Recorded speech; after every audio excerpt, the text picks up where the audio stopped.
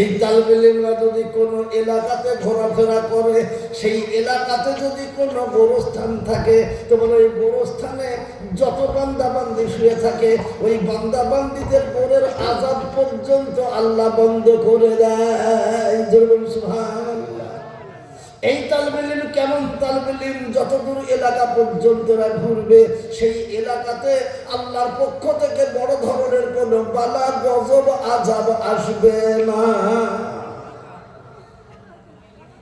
শুধু তাই নয়, এরা যখন রাস্তাতে হাঁটতে চলে, তখন ফেরেশতা ছুটে এসে বলে, ওগো তালেবে ইলম, একটু তোমরা থেমে যাও। তোমাদের পায়ের নিচে আমরা নূরের পাখাটাকে বিছিয়ে দিই, আমাদের পাখার উপর দিয়ে তোমরা একবারে হেঁটে চলো, আমাদের জীবনটা ধন্য হয়ে যাক। সুবহানাল্লাহ।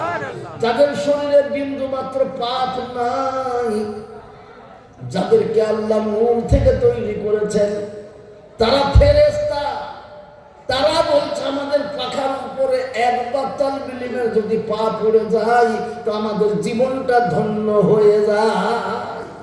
তাহলে বলো বাপ, এদের যদি আমরা খেদমত করতে পারি, তাহলে আমাদের জীবনটা কত ধন্য হবে, কত ধন্য হবে।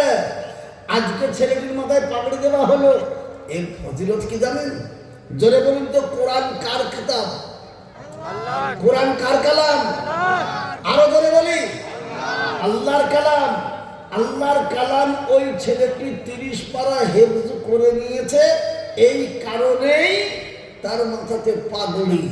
আজ হাফেজকে দেখা মানে কোরআনকে দেখা, আর কোরআনকে দেখা মানে আল্লাহকে দেখা। যেটা বলুন সুবহানাল্লাহ। আজ এই মজলিসে আমরা আল্লাহকে দেখে নিয়েছি। কেন? কালাম মানে কথা, কালাম মানে কি গো? কথা। এই যে আমি কথা বলছি, আপনারা আমাকে দেখতে পাচ্ছেন কিনা? দেখতে পাচ্ছেন কিনা? অনুরূপ যে ব্যক্তি কোরআন তেলাওয়াত করবে, কোরআন পড়বে, সে আল্লাহর সঙ্গে কথা বলছে। জোরে বলুন সুবহানাল্লাহ। আর আল্লাহর সঙ্গে যে কথা বলবে, তাদের দিকে যারা নজর করবে, তারা আল্লাহর দিকে নজর করলো। এটা কত বড় মজলিস বাবাজি, আলহামদুলিল্লাহ। তার জন্য আজ বিশ্ব বেঈমান উঠে পড়ে লেগেছে।